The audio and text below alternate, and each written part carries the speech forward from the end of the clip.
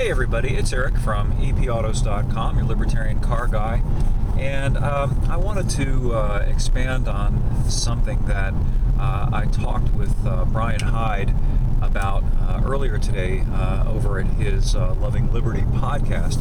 We got to talking about some of these videos that I've been posting on my site and that have been posted elsewhere on the internet showing armed government workers punishing people, literally punishing them.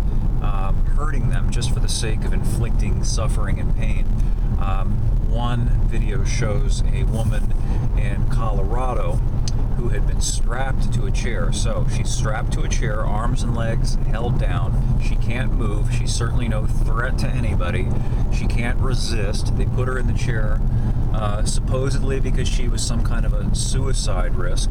Let's leave that aside for the moment. The point is, whatever the issue is, she is no longer in a position to do anything except sit in this chair. Well, the armed government workers who are surrounding her proceed to apply tasers to her multiple times just for the sick pleasure of hurting her, for making her suffer, to inflict pain.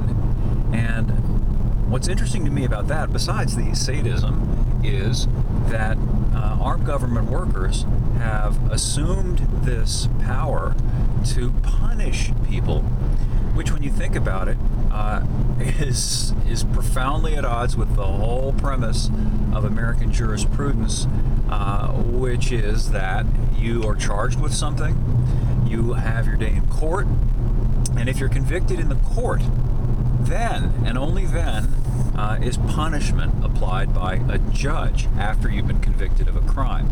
But now we've got cops beating the crap out of people, tasering them, even killing them. In other words, literally serving as judge, jury, and executioner, even though they have absolutely no authority to do that. Their authority is to, as they put it, enforce the law. Okay, but enforcing the law and punishing people are two very different things.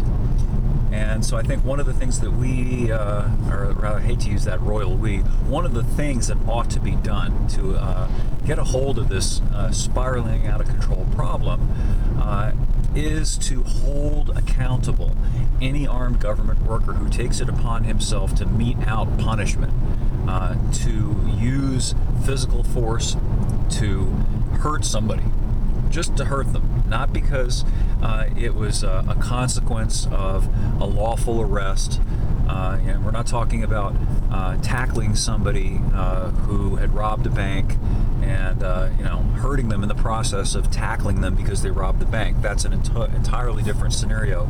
I'm talking about just hitting somebody or tasering them because the armed government worker is annoyed that they have been not fully cooperative, that they haven't deferred sufficiently to their authority, or just because they want to hurt the person for whatever sick, twisted reason.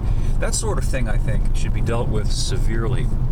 Severely because, after all, these people have guns and they've got badges, which means they've got the authority of the state behind them. They have got a power that ordinary people like you and I do not have.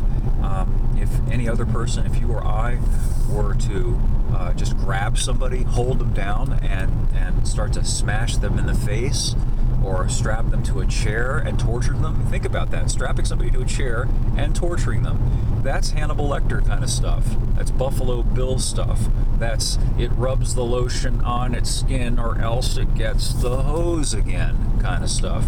People like that are not only in need of criminal prosecution, they're in need of psychiatric evaluation, and they probably should be separated from the rest of civilized society because clearly they are out of control. They can't control themselves, and they have a propensity for violence, and people like that minimally should not be trusted with guns and badges.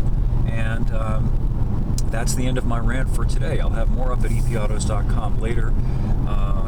If the caffeine flows, hopefully I will get something about this Volkswagen Arteon done. But if not today, certainly tomorrow.